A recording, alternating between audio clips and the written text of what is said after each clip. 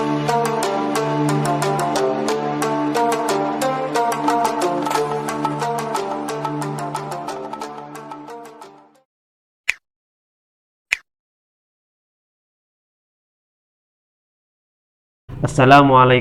warahmatullahi wabarakatuh.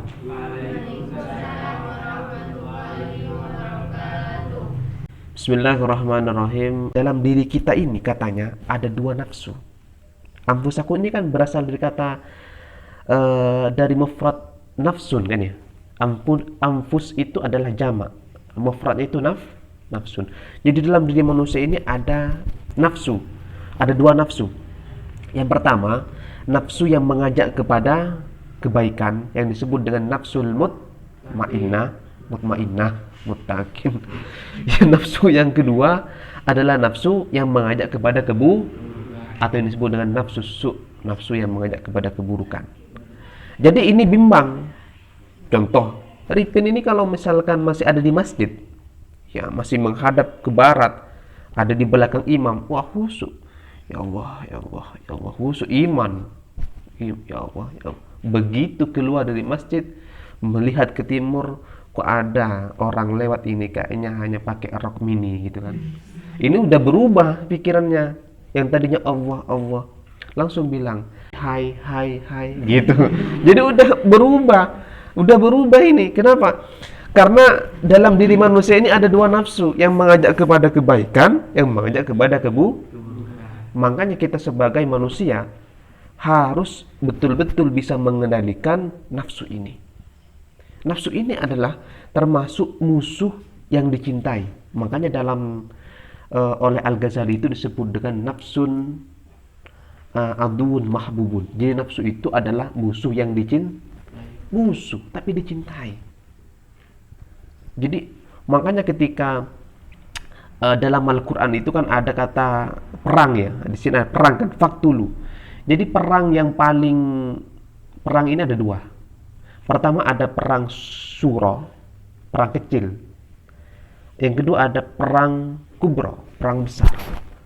Perang suro di sini adalah memerangi musuh yang ada di luar diri kita. Misalkan saya nih diajak oleh teman atau diajak oleh Ripin, Len apa? Ayo nonton orkes gitu kan. Wah, nggak mau. Nah, itu namanya memerangi musuh yang ada di luar diri kita. Itu adalah peperangan yang kecil. Peperangan yang besar adalah faktulu anfusakum, yaitu memerangi nafsu. Nafsu ini nggak terasa mengalahkan kita atau menghinakan kita kalau kita itu tidak memerangi atau tidak bisa mengendalikan nafsu yang ada dalam diri kita.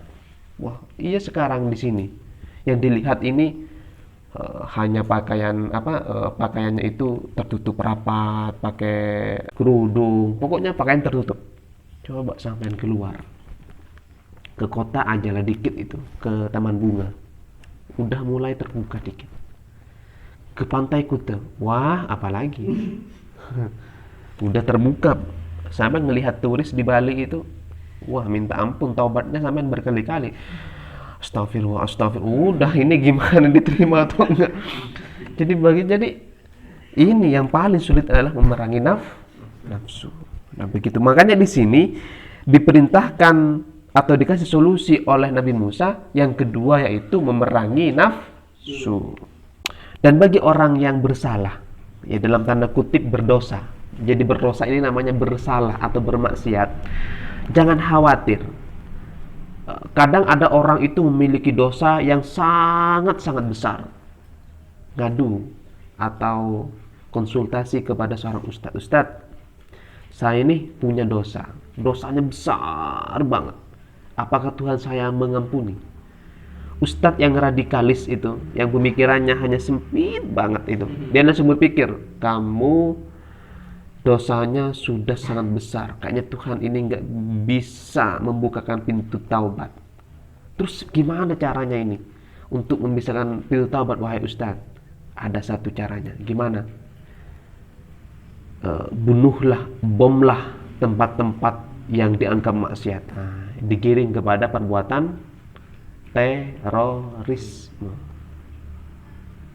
Saya sering menyinggung dalam pengajian ini. Kenapa? Karena untuk mengajak kepada kalian di sini biar berpikir secara kritis agar selamat dari pengaruh-pengaruh paham menyesatkan tersebut. Nah, karena ini sangat berbahaya. Alhamdulillah kita ini ada di Madura dan keagamaan orang Madura ini masih sangat kental, kuat. Tapi jangan abai, karena di Madura ini sudah mulai terkikis, dimasuki oleh kelompok-kelompok radikal yang mempengaruhi pemikiran orang Madura. Banyak ini sekarang. Saya tidak mau menyebut kelompoknya. Kalau mau diskusi dengan saya tentang kelompok itu di luar ajan ini, karena saya nggak mau nyebut di depan kamera, ya, gitu. Nah begitulah. Jadi kalau kita konsultasinya kepada ustadz yang sangat sempit cara berpikirnya atau kepada kiai yang sempit pemikirannya, maka akan diarahkan kepada perbuatan yang salah atau kepada solusi yang salah. Tapi kalau kita konsultasinya kepada kiai yang benar atau kepada ustadz yang benar, maka akan dikasih solusi bahwa santai aja, dosa kamu itu kecil. Kenapa? Karena masih ada Tuhan yang maha besar. Tuhan itu akan tetap membukakan pintu taubat kepada hambanya selagi hambanya itu memiliki penyesalan untuk kembali kepada Tuhannya. Jangan khawatir, Tuhan itu maha besar. Makanya di sini disebut dengan At-Tawwab. Tawab di sini termasuk kata kerja al-mubalaghah, sifat mubalaghah kalau masih kita pernah belajar di pesantren. Jadi sifat mubalaghah di sini kalau dalam bahasa Inggris itu disebut dengan superlative degree. Pernah belajar ya? Iya, mangaan nggak tahu semua. Jadi dalam bahasa Inggris itu ada beberapa tingkatan kata sifat. Yang pertama ada positive degree, ada comparative degree, ada superlative degree. Jadi superlative degree ini tingkatan paling tinggi. Tuhan di sini At-Tawwab, Ar-Rahim, Tuhan maha menerima taubat, Ar-Rahim, Tuhan maha kasih sayang kepada makhluknya atau hambanya. Ini termasuk dua kata superlatif. Namanya dalam dalam tata bahasa Arab itu disebut dengan sigat mubalaghah. Kayak misalkan kita bilang itu kalau dalam bahasa Inggris Tuhan maha besar, Allahu Akbar bahasa Arabnya kan. Bahasa Inggrisnya itu adalah Allah is the biggest.